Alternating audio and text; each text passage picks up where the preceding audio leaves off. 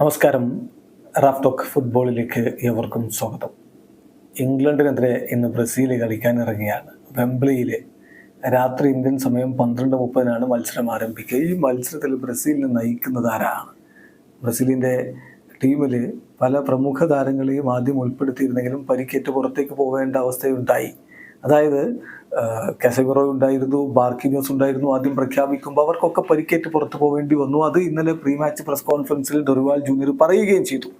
Leadership quality ഉള്ള ചില താരങ്ങൾ തനിക്ക് നഷ്ടമായി എന്ന്. എന്നാൽ ഈ മത്സരത്തിനെ നയിക്കാൻ ആരുണ്ട് എന്ന ചോദ്യത്തിൻ്റെ ഉത്തരമാണ് ഡാനിലോ. ഇന്ന് നടക്കുന്ന ബ്രസീൽ വേഴ്സസ് ഇംഗ്ലണ്ട് മത്സരത്തിൽ ബ്രസീലിൻ്റെ നായകനായി കളിക്കളത്തിലേക്ക് ഇറങ്ങുക ഡാനിലോ ആയിരിക്കും.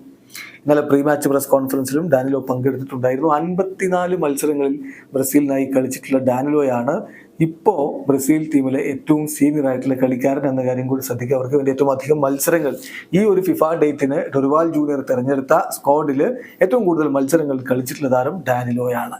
അതോടൊപ്പം ഒരുപാട് പുത്തൻ താരങ്ങൾ ബ്രസീലിന് വേണ്ടി കളിക്കാൻ പോകുന്നുണ്ട്, അരങ്ങേറ്റത്തിലേക്ക് പോകുന്നുണ്ട്. ബെൻഡോ, ഫെബ്രിസിയോ റൂണോ, ബെറാൾഡോ, വെൻഡല്, ജാവോ ഗോമസ് ഇവരൊക്കെ ഡെബ്യൂ ചെയ്യാൻ വേണ്ടി പോവുകയാണ്. അതിനെക്കുറിച്ച് ഇന്നലെ ഡാനിലോ പറയുകയുണ്ട്. ഡാനിലോ പറഞ്ഞത് തീർച്ചയായിട്ടും ഈ കിഡ്സിന്റെ കൂടെ ഡ്രസ്സിംഗ് റൂം ഷെയർ ചെയ്യാൻ കഴിയുന്നതിൽ എനിക്ക് വലിയ സന്തോഷമുണ്ട്. അവർ വളരെയധികം അംബീഷൻസ് ഉള്ളവരാണ്, ഒരുപാട് ഡിസൈർ ഉണ്ട്, ടീമിനോടൊപ്പം ചരിത്രം കുറിക്കാൻ അവർ ആഗ്രഹിക്കുന്നുണ്ട്.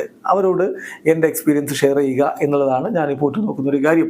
ഈ ബോയ്സ് വളരെ ഇൻട്രസ്റ്റിംഗ് ബാക്ക്ഗ്രൗണ്ടിൽ നിന്ന് വരുന്നവരാണ്, പ്രധാനപ്പെട്ട ക്ലബ്ബുകൾക്ക് വേണ്ടി കളിക്കുന്നവരാണ്, ഡെയിലി പ്രഷർ ഹാൻഡിൽ ചെയ്യുന്നവരാണ്. അതുകൊണ്ട് തന്നെ അവർക്ക് ദേശീയ ടീമിന് വേണ്ടി നന്നായി കളിക്കാൻ കഴിയുമെന്നാണ് ഞാൻ കരുതുന്നത്. ഞാൻ ആദ്യമായിട്ട് ബ്രസീൽ ടീമിലേക്ക് എത്തിയ സമയം ഞാൻ ഓർക്കുന്നു. അന്ന് ലൂസിയോ, റൊണാൾഡിനോ ഗൗച്ചോ, ജൂലിയോ സെസാർ അങ്ങനെയുള്ള വമ്പൻ താരങ്ങളുണ്ടായിരുന്നു. ഒരു ഡിസ്നി വേൾഡിൽ എത്തിപ്പെട്ട ഒരു തോന്നലാണ് അന്ന് എനിക്കുണ്ടായിരുന്നത്. കാരണം ലോക ഫുട്ബോളിൽ അത്രയും പ്രധാനപ്പെട്ട താരങ്ങൾക്കൊപ്പമാണ് ഞാനന്ന് കളിച്ചത്.